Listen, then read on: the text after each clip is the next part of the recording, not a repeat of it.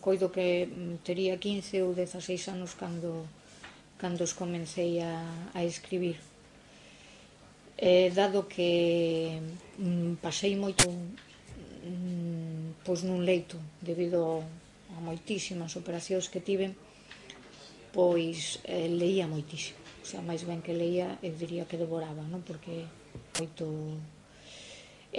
iso por un lado, e por outra banda que era unha persoa e sigo sendo moi observadora, non? E todo aquilo que está ao meu alrededor, bueno, ao meu alrededor, no meu entorno, no meu propio interior, pois gústame expresalo con palabras, e sobre todo gosto moito de investigar, non? Como diría eu, de xogar, non? Con elo. Pois direivos máis, escribo os meus propios soños, o sea,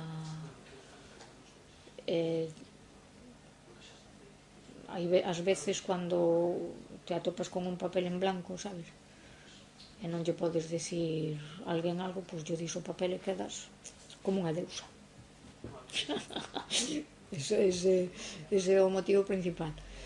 Mais o que teño que decir é que en min a escrita prodúceme moita alegría, o sea, prodúceme ledicia, non?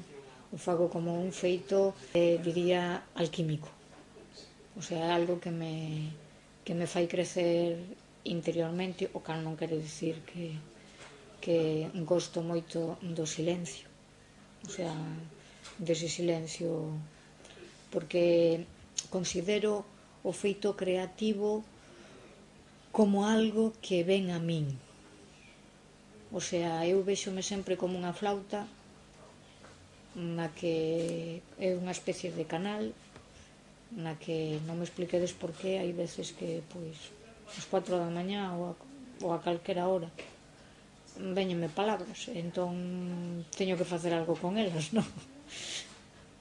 Hoxe levo todo o día con unha, non vou a revelar porque entón xa sería moito descubrirse, non? Pero vamos, é algo que me sucede un pouco como, non sei se conocedes o colibrí. É un paxariño que a xente confunde cunha bolboreta, porque é moi pequeniño, e un pouco me pasa eso, non? Gústame o néctar, ese néctar que é alleo a min, por suposto, que eu sencillamente son unha transmisora. E hai algo que me gusta moito, e é chegar dende o meu corazón ao vosso corazón, o sea, síntome como formando parte, non? Como a física cuántica, non sei se conocedes ese efecto, non? Tan maravilloso que pos un motor nunha habitación a funcionar e os outros están todos parados, e ao cabo dun rato, cando voltas, están funcionando os outros. E esa é a maxia que vexo na poesía, o que vivo, non? Na poesía e na escrita, o sea, que de algún xeito que quede claro que esa telecomunicación non é.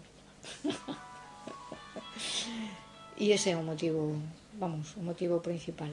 Máis que nada, hai un motivo moi fondo para min, e é espallar o que nos queda das bibliotecas vivas da nosa propia lingua.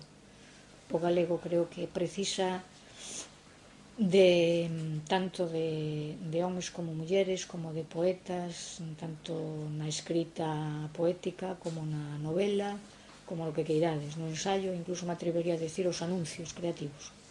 O sea, precisa ser espallada a nosa lingua, e máis que espallada, que quede nos arquivos que eu chamo acásicos, para que as futuras xeracións realmente saiban que é algo a valorizar, e que é dun valor como todas as linguas, porque todas as linguas son sagradas, e o galego, como lingua sagrada, tamén é sagrada, sobre todo para que está.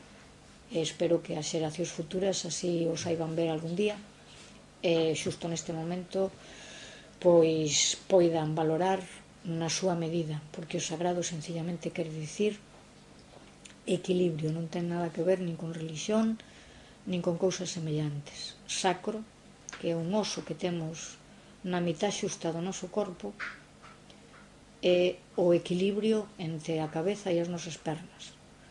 E se non temos os pés na terra e a cabeza onde a temos que ter, coido que esnafrámonos e vamos de cabeza, pero de cabeza no chan.